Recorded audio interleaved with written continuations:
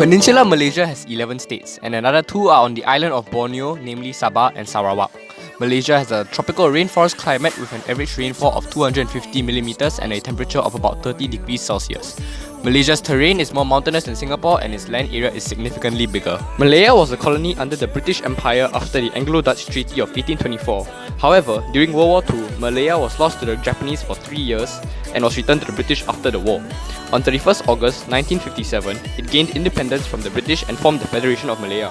On 16 September 1963, Singapore, Sabah and Sarawak joined the Federation of Malaya to form Malaysia, but Singapore left on 9th August 1965.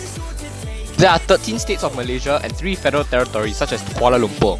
Malaysia runs on a unique system known as the Federal Constitutional Elective Monarchy, where there's a head of the state chosen from 9 rulers from each state and serve a 5-year term. Selangor has many religions, including Christianity, Buddhism, Hinduism, and Islam. Most of them believe in Islam. Some of these sites include Batu Cave and the Blue Mosque. Traditional Malaysian arts are mainly centered about carving, weaving, and silversmithing, like the batik painting and wayang kulit, which is shadow puppet theatre. About 70% of Malaysia's market capitalization is made up by the Chinese, despite them being only about 1/4 of the population. Some exports of Malaysia are palm oil, rubber, and petroleum. Port Klang is the busiest port and handles about 50% of Malaysia's seaborne container trade. Under the Constitution, there is an article that causes the education system to favour the Bumiputra or Malay Malaysians. This benefits them by having a reserved quota that is set aside for them when getting into schools, having more job opportunities, and they have more bursaries and scholarships that award them more. This results in the other non-Bumiputra students to have a harder time in their education, as these benefits to the Bumiputra leads to only a small percentage of these students to be accepted into schools based on their results.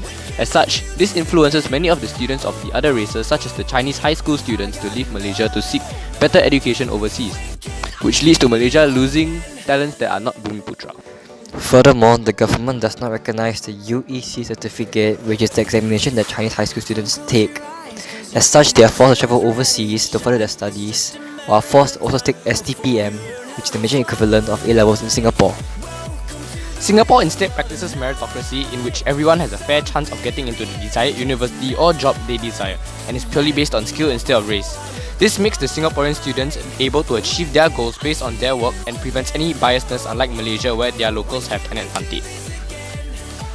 To solve this issue, the Malaysian government could decrease the race-based quota and practice meritocracy instead, such that students will be able to get into their desired universities and jobs not based on race but based on skill, so as to make the system fair to all races.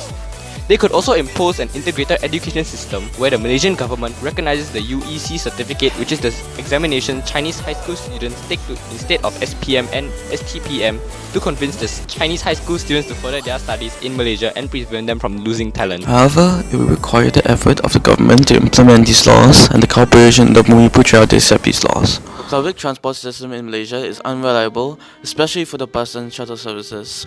The bus can be late by up to 20 minutes or even longer, as well as the buses breaking down frequently, causing delays. Also, the bus does not travel to smaller areas, making it hard for certain people to travel to that place as not reached by the bus. As such, people will not be able to rely on it to commute to many places. Singapore has buses that are usually clean and most buses reach on time. They have a fixed scheduled timing where they will arrive at the bus stop at a specific timing and will reduce the bus driver's pay if they reach the bus stop earlier or later than their specific timing. This will allow the buses to come frequently at a 2 to 5 minute wait time. Singapore also has a very internet-connected transport system with bus stops placed in very convenient places that allows for quick and accessible transport. However, due to the fast-paced life for Singaporeans, a small delay of 3 minutes could already anger many commuters, which causes Singaporeans to be ungrateful for the transport system in Singapore. Many of the problems identified with the system is that it has the same root problem, that the system was too old. The government could invest more money into updating these old systems to become more modern and reliable. They can also expand their train system so as to decrease the number of people who relies on the bus to get around. Till you come and sit a while with me.